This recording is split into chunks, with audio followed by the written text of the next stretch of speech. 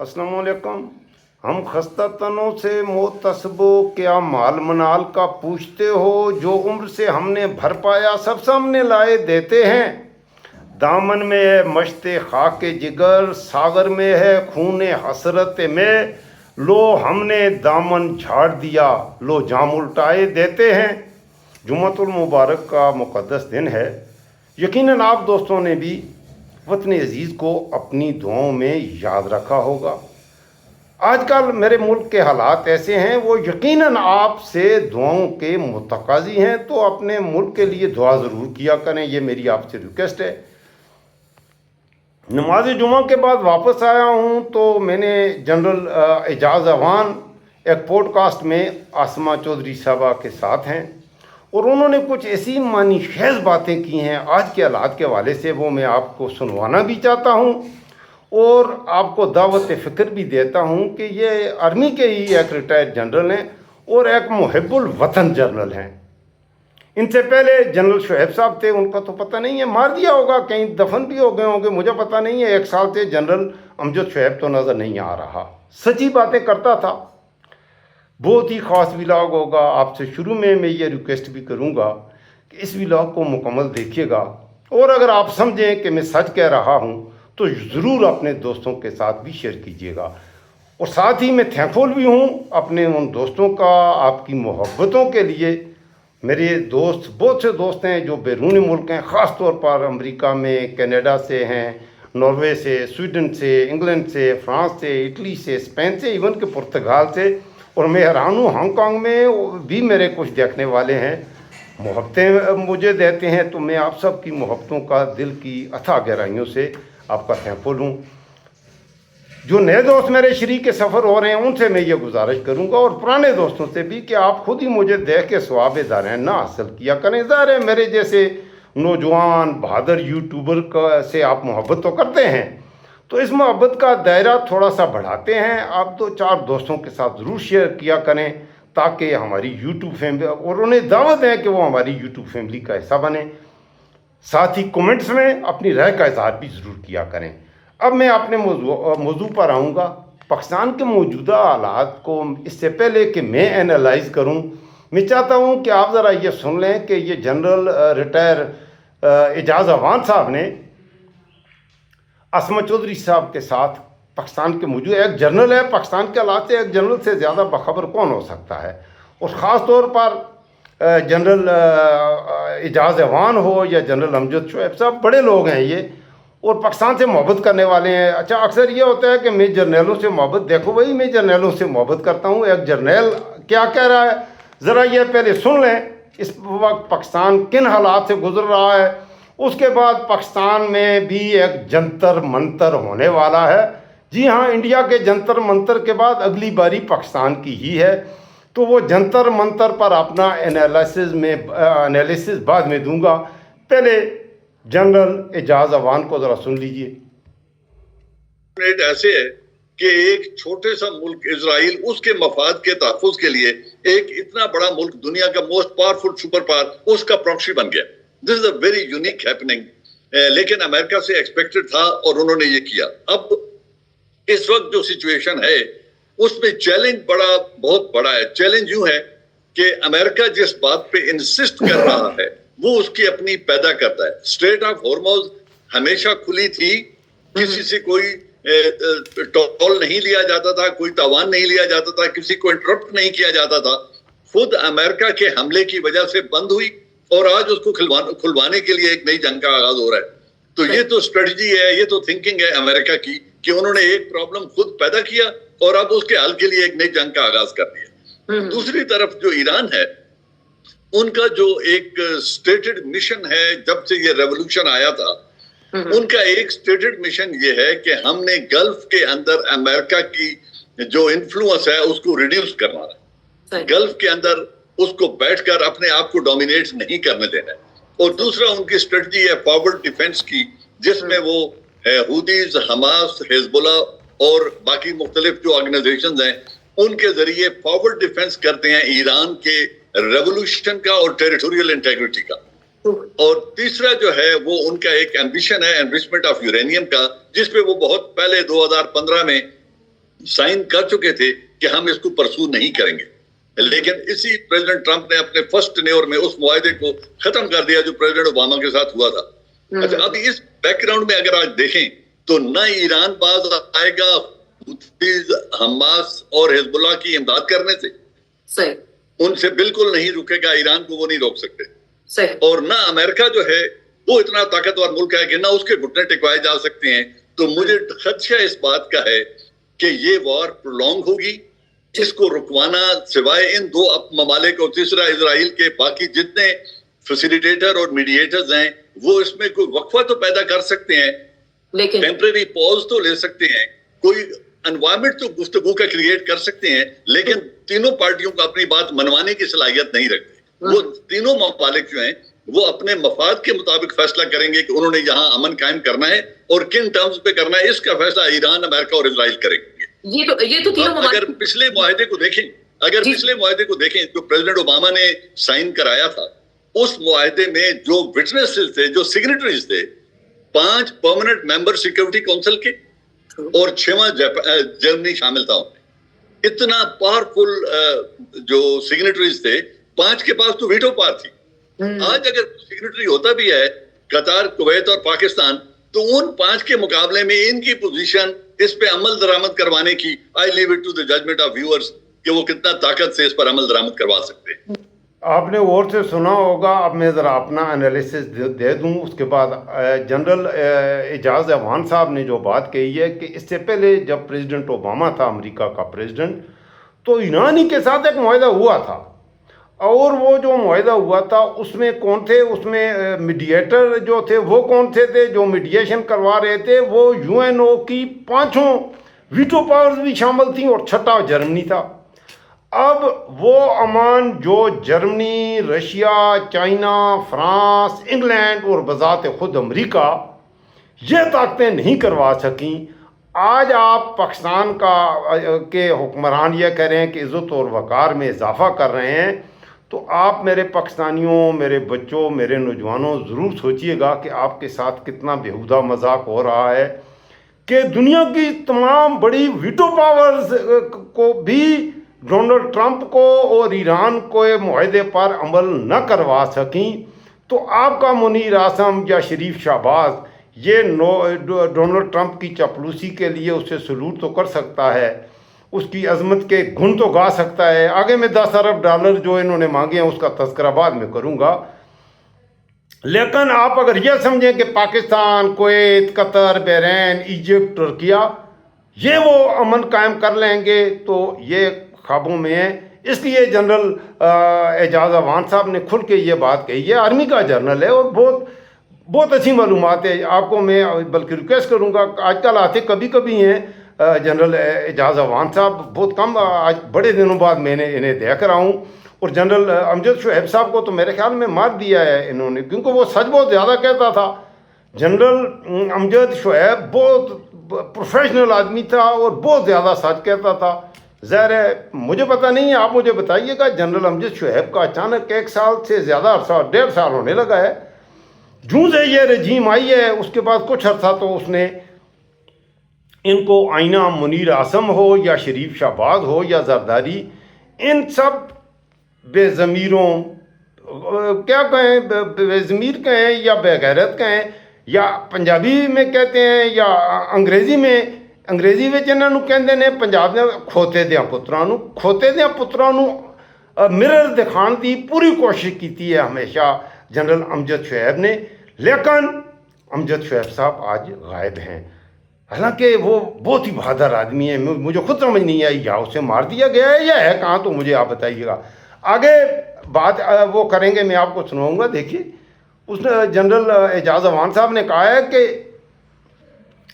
یہ جو جنگ شروع ہوئی ہے، ابنائے ہرمز اس جنگ سے پہلے وہیں پہ تھا، اسی جگہ پہ تھا نا، بحیرہ مندب اسی جگہ پہ تھا، کبھی ایران نے کسی ملک کو نہ چھیڑا، اور جو بحیرہ ہرمز ہے اس میں آزادی سے جہاز آتے تھے جاتے تھے، آئل کا کوئی بحران کبھی پیدا نہ ہوا۔ اب جب ایران کے حوالے سے اس پر چڑھ دوڑے ہیں سارے، تو اب اس نے اپنے ویپن تو یوز کرنے ہیں، تو پوری دنیا کو اس مشکل میں ڈالنے والا امریکہ ہے، اور اب امریکہ یہی مزید جنگ کو بڑھا رہا ہے کہ وہ بحیرہ ہرمز کھلا ہے، کیونکہ اس کے بغیر دنیا کا نظام نہیں چلتا۔ اب بحیرہ ہرمز ابھی کھلوانا تو رہا ایک طرف، ایک اور جو بحیرہ احمر میں جو ریڈ سی کو جو داخلہ ہوتا ہے، ایک طرف یمن ہے، سامنے ایریٹریا ہے، اور ان کے درمیان سے اس کی اہمیت بحیرہ ہرمز سے بھی زیادہ ہے، اور وہاں پر جو حوثیوں کی حکومت ہے اس حوالے سے بھی بات کریں گے، وہ نیکسٹ ولاگ میں کریں گے۔ سعودی عرب کیونکہ جوہری ہتھیار بنانے کے لیے امریکہ نے اسے اجازت دے دی ہے، انہی جوہری اور نیوکلیر ویپنز کو بہانہ بنا کر اس سے پہلے عراق پر حملہ ہوا، عراق کے ساتھ وہ ظلم ہوا، لاکھوں انسانوں کو قتل کیا گیا، انہی نیوکلیر اور کیا کہتے ہیں نیوکلیر ویپن تو نہیں تھے، کیمیکل ویپنز کا بہانہ بنا کر جو لیبیا میں کرنل قذافی صاحب کے ساتھ، عراق میں صدام حسین کے ساتھ جو ہوا آپ نے بھی دیکھا، کھودا پہاڑ نکلا چوہا، نہ وہاں پر کیمیکل ویپن تھے نہ ان کے پاس نیوکلیر ویپن تھے، اور ایران نے 2015 میں کہہ دیا ہے کہ ہم یورینیم کی انرچمنٹ جو ہے وہ صرف توانائی کے لیے کریں گے، ہم ویپنز نہیں بنائیں گے، بات ختم ہو جاتی ہے۔ پھر ایران پر یہ جو جنگ تھوپی ہے تو مرتا کیا نہ کرتا، دیکھیں کمزور سے کمزور بھی کوئی ہو، ایک وقت ایسا آتا ہے جب آپ کی غیرت جاگ جاتی ہے، آپ پر جب ظالم ایک حد سے بھی زیادہ جبر کرتا ہے تو آپ کو اپنی غیرت کو، اپنے ضمیر کو جگانا پڑتا ہے، اور آج ہم اس سٹیج پر پہنچ آئے ہیں جہاں ایسی زندگی سے تو موت بھلی۔ اب آگے کیا کہا جنرل اعجاز اعوان صاحب نے، ذرا یہ سنیے پلیز۔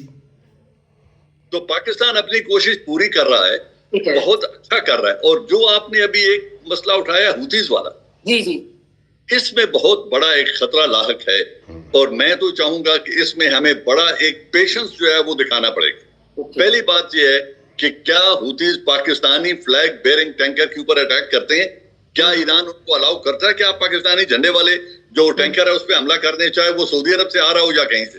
جی میرے خیال میں ایسا نہیں ہوگا۔ دوسری بات یہ ہے کہ وہ 4 گلف سٹیٹس جو بہت امیر ہیں، جن کے پاس کیپیبلٹی بھی بہت ہے، سعودی عربیہ، Qatar, U A E and Kuwait, جن کے اوپر ڈائریکٹ حملہ آور ہو رہا ہے ایران، انہوں نے بھی آج تک اس جنگ میں کھل کے شرکت نہیں کی اور جواب نہیں دیا، عملی طور پر وہ جنگ میں نہیں داخل ہوئے۔ تو پاکستان بھی، میرا مشورہ بھی یہ ہوگا، دعا بھی یہ ہوگی کہ پاکستان پیشنس ایکسرسائز کرے اور اس جنگ میں کودنے کی کوشش نہ کرے، کیونکہ حوثیز کو ایران سپورٹ کرتا ہے اور حوثیز اسٹرائک کر رہے ہیں سعودی عربیہ میں، جن کے ساتھ ہمارا دفاعی معاہدہ ہے۔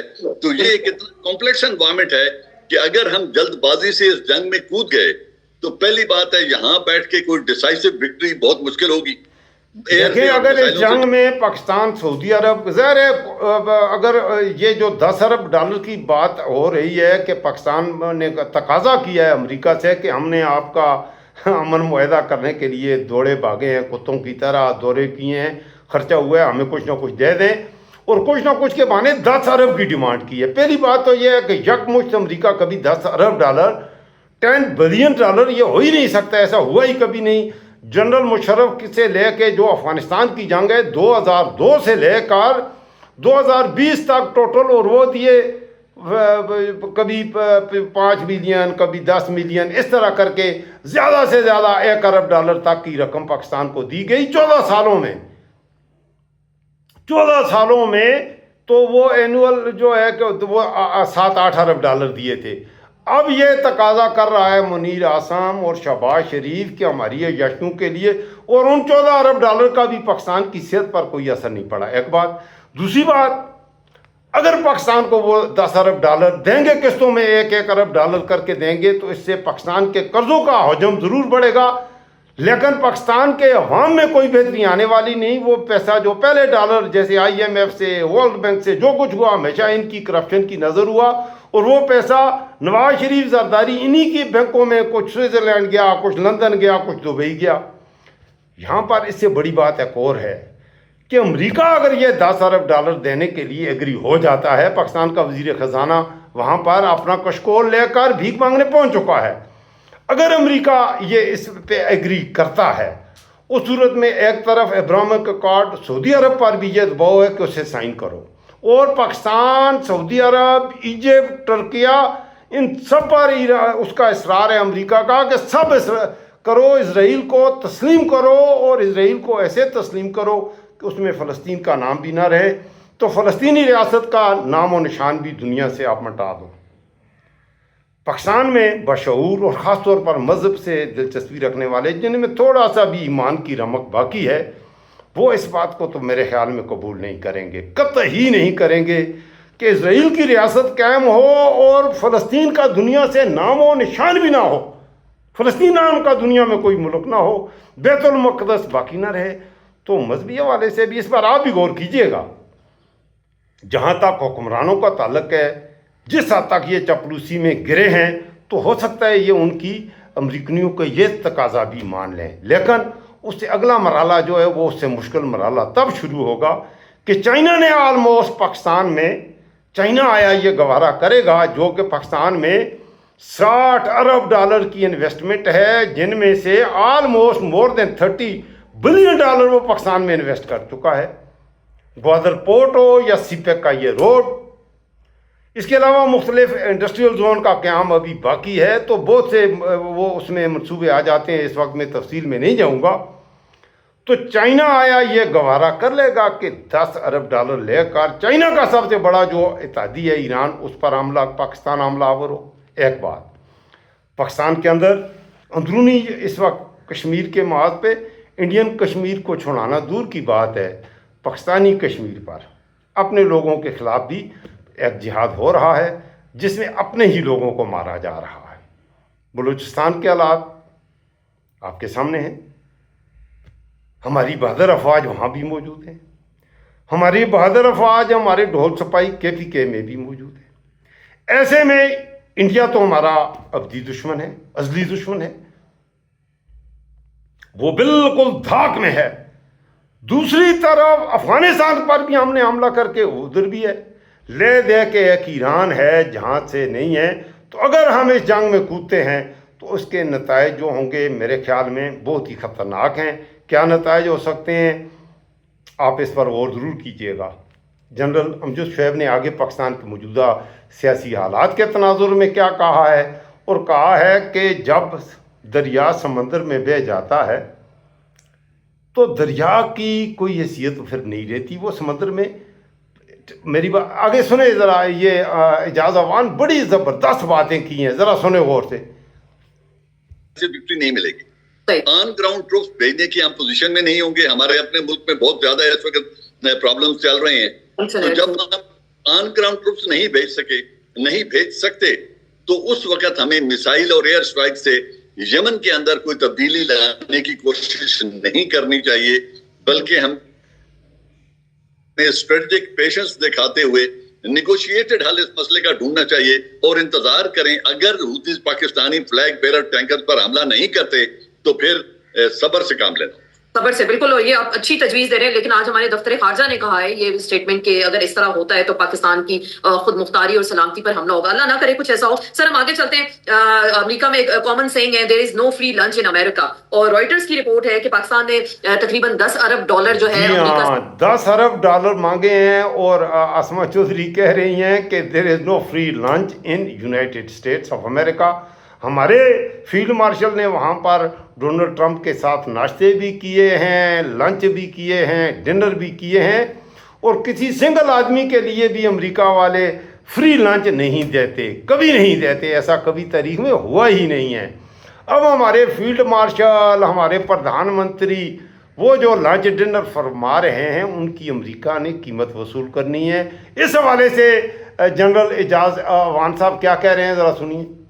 माली मदद मांग ली और 6.7 अरब डॉलर का आपने उधारा तेल मांग लिया सऊदी अरब से, तो there is no free lunch in America. तो आप अगर 10 अरब डॉलर, अच्छा ये सिर्फ ये भी आपको अर्ज करूं कि एक तरफ अमेरिका से 10 अरब डॉलर मांगे हैं और दूसरी तरफ सऊदी अरब से ये यमन की जंग में शरीक होने के लिए ही मांगे होंगे, वहाँ से भी 7 अरब डॉलर का फ्री ऑयल का मुतालबा किया है पाकिस्तान के मुनीर आसम ने। अब वहाँ से फ्री ऑयल आए या पैसे का आए, पाकिस्तान में सूत्रों के अनुसार पेट्रोल की और डीजल की कीमतें काफ़ी कम हो गई हैं, तो हमें कोई परेशानी नहीं है, आपको भी नहीं होगी मेरे ख्याल में। तो पेट्रोल की अब और क्या कम हो जाए, पाकिस्तान से दुनिया में सबसे सस्ता पेट्रोल पाकिस्तान में बिकता है, और पाकिस्तान के अवाम की भले ही भले हैं, मौजे ही मौजे हैं। तो देखें, आप अपने आप को बेचते हैं, इवन के अपना ज़मीर आप बेच देते हैं, इवन के अपना ईमान बेच देते हैं, अपना ईमान बेच देते हैं। अल्लाह अकबर, अल्लाह अकबर। उसके बदले में आपको भी तो कुछ चाहिए होता है। जब आप ये सब कुछ बेचकर भी आपको कुछ ना मिले, तो इसलिए मैंने कहा है कि उससे फिर उस स्टेज पे आया, हम पहुंच नहीं आए कि जहां मर जाना बेहतर है। हम उस स्टेज पे अभी पहुंचे हैं या नहीं पहुंचे, ये आप मुझे बताइएगा। आगे मैं जंतर मंतर की थोड़ी सी बात करूंगा, थोड़ा सा ये एजाज अवान साहब को और सुन लें, फिर मैं आगे जंतर मंतर पे आऊँगा। लेंगे, बदले में हम क्या देंगे? देखिए, आपने बिल्कुल दुरुस्त कहा कि there are no free lunches. ये जो पावर पॉलिटिक्स है ना, इसमें कोई बेनेवोलेंट पावर नहीं होगी, और सुपर पावर जो $10 बिलियन देगी वो इतनी बेनेवोलेंट नहीं होगी कि उसके बदले में वो कुछ ना मांगे हमसे। अब देखना यह है कि उसके बदले में वो हमसे क्या मांग सकते हैं और क्या मांगते हैं। लेकिन हमने भी उनसे बजाय ये कैश लेने के, या अगर ये मांगी गई है, मुझे चूंकि जाती तौर पे इसका इल्म नहीं है कि पाकिस्तान ने फॉर्मली $10 बिलियन उनके, क्योंकि आज तक उन्होंने $10 बिलियन वॉर ऑन टेरर में भी इकट्ठे नहीं दिए थे। वो रीएम्बर्समेंट के 500 मिलियन, 1 बिलियन, 1.2 बिलियन, इस तरह करके उन्होंने 10 सालों में हमें कोई 10 से 12 सालों में $14 बिलियन दिए थे। तो अभी यकलख तो वो $10 बिलियन हमें देंगे नहीं कि कल हमारे बैंकों में आ जाएं। अगर वो इसकी किस्तें बनाते हैं 1 बिलियन की, और ये स्प्रेड होती है over a period of 5 years, या जब तक इस गवर्नमेंट का टेन्योर है और नेक्स्ट इलेक्शन नहीं होते, तो जो हमारे इस वक्त हुक्मरानों के अलले तलले हैं, ये तो जितना वो देंगे इतना हम शाम को खर्च कर चुके हों। हाँ, हमारे हुक्मरान इतने बेगैरत हैं कि ये बैरूनी दौरे हर 10 दिन के बाद शहबाज शरीफ हर 11वें दिन एक दौरा करता है। आपका मुनीर आसम, हमें पता ही नहीं चलता, आज दुबई में है तो कल टर्की में, कल टर्की में है तो परसों सऊदी अरब में, और अपने अपने त्यारे लेकर अयाशियाँ वो अलले तलले हैं। ऐसे हालात में ये $10 अरब क्या, $1000 अरब भी दे दें तो इन बेगैरतों ने खा जाना है। इस मुल्क के अवाम की ज़िंदगी में कोई बेहतरी नहीं आने वाली। पेट्रोल की कीमत रोज़ाना की बुनियाद पर बढ़ रही है, और ये गुज़श्ता एक हफ्ते में इस मुल्क को जागने के लिए मेरे ख्याल में काफ़ी है। अब ज़रा जंतर मंतर पे आते हैं। ये जंतर मंतर जो है बांग्लादेश, पहले श्रीलंका में हुआ जंतर मंतर, और श्रीलंका का नौजवान उठा। ये मैं अपने नौजवानों से, अपने बच्चों से, अपने यूनिवर्सिटीज़ कॉलेजेस के तुलबा से, you are the future of Pakistan, मैं उनसे मुखातब हूँ।